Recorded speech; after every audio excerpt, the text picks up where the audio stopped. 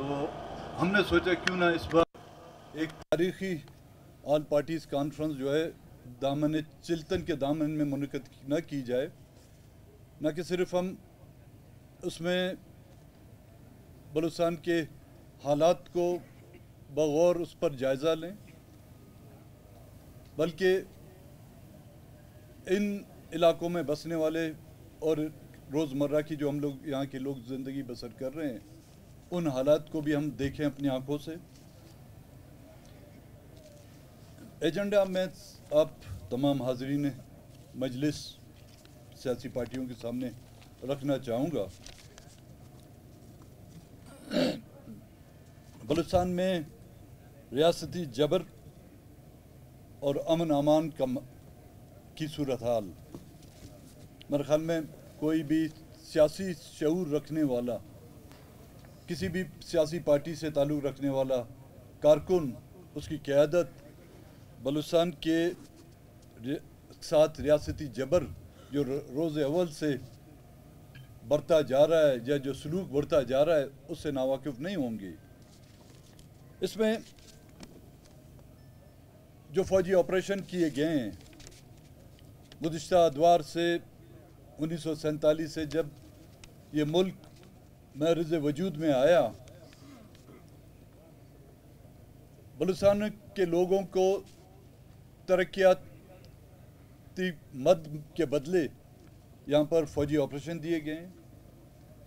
5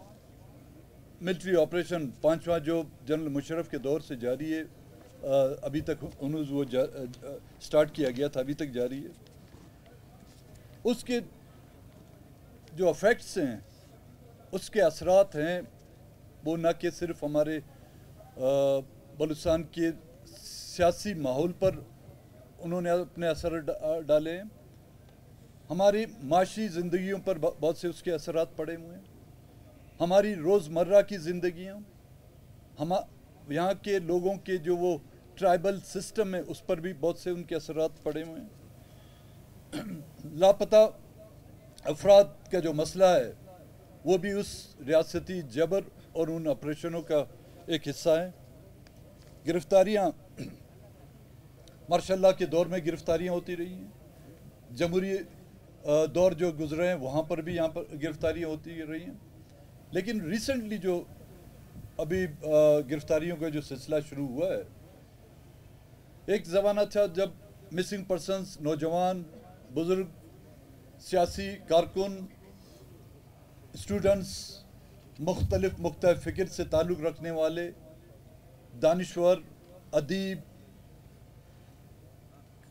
ان کو اٹھایا جاتا تھا، لیکن ہماری خاموشی نے ان کی اس جرت میں جو ہے نا ریاست کی اس اقدام میں اور تیزی لائے۔ وہ جو کبھی مہینے میں یا سال میں چند لوگ غائب ہوتے تھے، اب تو روزانہ کی بنیاد پر کوئی ایسا علاقہ نہیں بچتا، کوئی ضلع نہیں بچتا جہاں سے لوگوں کو جبراً غائب نہیں کیا جاتا۔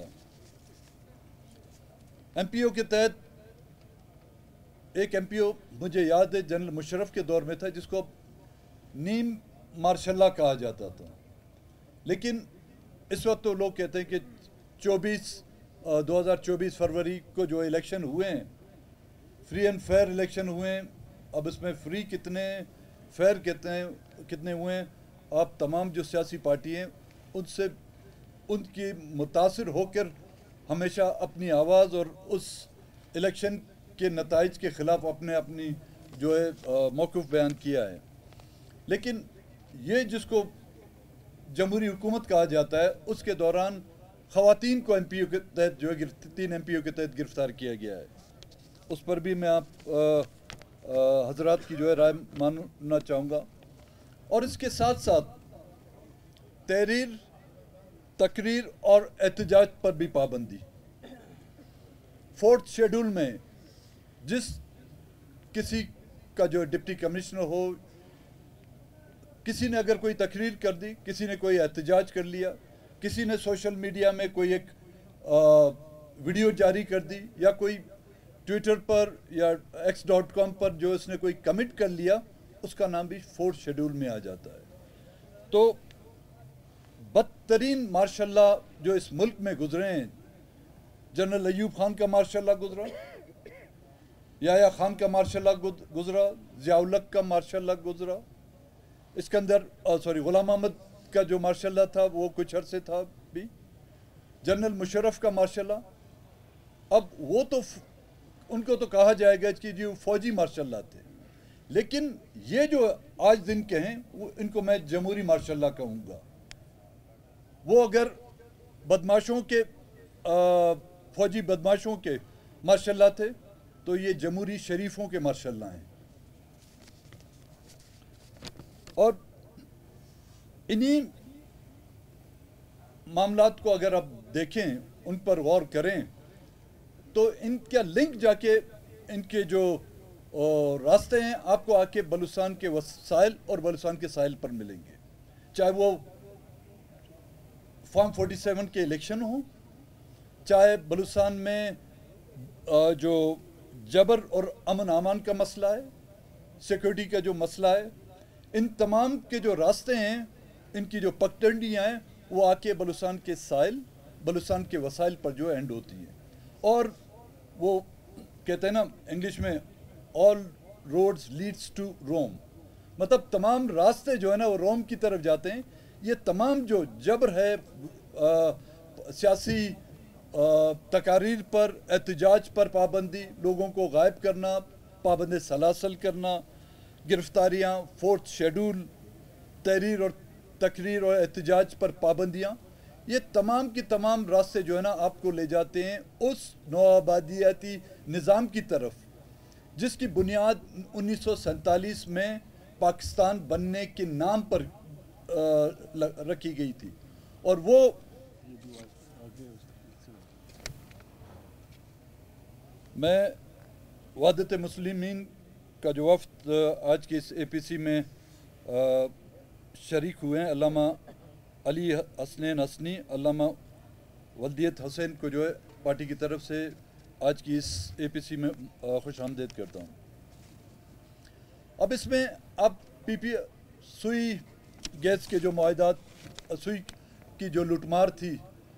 1960-62 की दहाई में, सुई गैस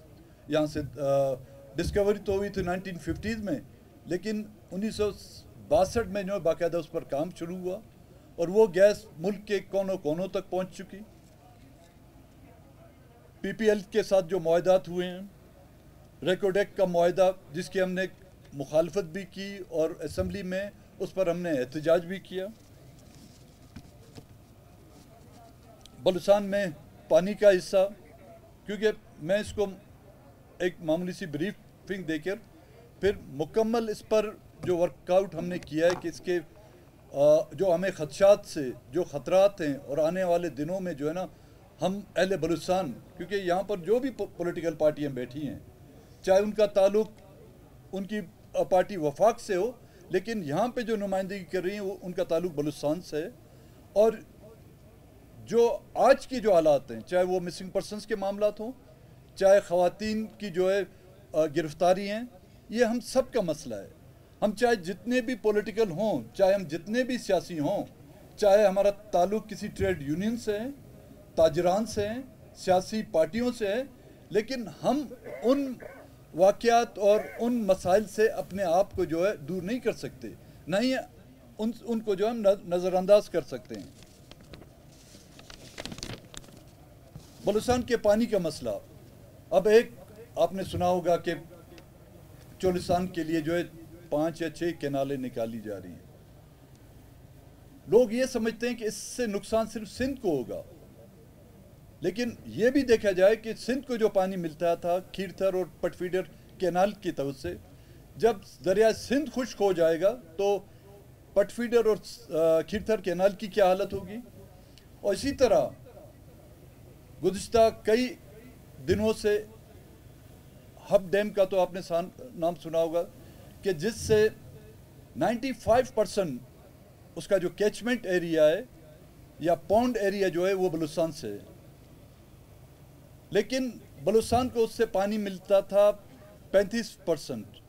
उस 35% का भी 10% आपका जाता था हमदर्द यूनिवर्सिटी और उस इलाके में जो सिंध में कराची का इलाका है उसके लिए आबाशी के लिए, लेकिन 75% उसका पानी कराची के लिए जाता था। अगर 2-3 साल अगर बारिशें नहीं होती तो हब डैम भी खुश्क हो जाता, तो कराची के लिए भी पानी भेजना मुश्किल हो जाता था, और हब साकरान के इलाके में जो एग्रीकल्चर हो रही है, ज़मींदारियाँ हो रही हैं, वो भी खुश होते। अब एक नया कैनाल वहाँ से सिंध हुकूमत की तवज्जुह से निकाला गया है जो कराची के लिए पानी ले जाएगा, तो उस पर भी हमने एक ब्रीफिंग बनाई है, उस पर भी आपको समझाने की कोशिश करेंगे। इसी दौरान इन तमाम अपने जराइम को आइनी शक्ल देने के लिए 26वीं आइनी तरामीम की गई, और उस पर उस आइनी तरामीम को और तहफ़्फ़ुज़ देने के लिए, उनको तहफ़्फ़ुज़ देने के लिए कौमी सलामती कमेटी का इजलास बुला लिया गया कि डाका भी डालेंगे वो, लूट मार भी करेंगे वो, लेकिन उनके उन तमाम जुराइम की हिफाजत या उन पर पर्दा डालने के लिए जो कौमी सलामती की तवज्जुह से इस मुल्क की फ़ौज और इसके खुफिया इदारे जो काम करेंगे।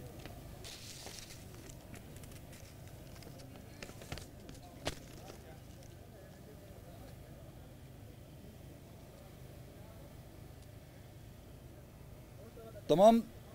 हाज़रीन जो सियासी पार्टियों के जो नुमाइंदगी करेंगे, उनसे गुजारिश होगी कि इन स्पेसिफिक पॉइंट्स पर आप अपनी राय दें, और लास्ट में हम इसमें एक डिक्लेरेशन वो करेंगे जिसको हम चाहते हैं कि उसको लकपास डिक्लेरेशन का नाम दिया जाए। तमाम साथियों की सलाह मशवरे के बाद फिर हम किसी नतीजे पर पहुंचते हैं, लेकिन तमाम उन मसलों से जो है मैं समझता हूं जो प्रायोरिटी पे हमारी होनी चाहिए वो है कि सियासी एक्टिविटीज़ पर जो पाबंदी लगाई गई है, बलूचिस्तान के लोग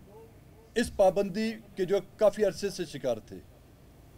किसी न किसी अंदाज में जो है ना बलूचिस्तान के पॉलिटिकल आवाज़ को जो है दबाने की कोशिश की गई, लोगों को जबरन उठाया गया या उनको गिरफ्तार किया गया। अब ये नासूर पूरे मुल्क में जाके फैल गया है। तो स्टार्ट मेरे ख्याल में हम अगर इसका बलूचिस्तान से लें और फिर इसको वसी तर करते हुए हम पाकिस्तान तक पहुंचाएं, लेकिन इब्तिदा जो हम प्रायोरिटी जो बेस होगा वो होगा इन ख़वातीन की गिरफ़्तारी और इनकी रिहाई। मैं फिर एक बार तमाम हाज़रीन मजलिस, तमाम सियासी पार्टियों के अकाबरीन जिन्होंने आज के इस APC में शिरकत की, मैं उनको ना सिर्फ खुश आमदीद कहता हूँ बल्कि शुक्रिया भी अदा करूँगा उनका, बड़ी नवाज़िश।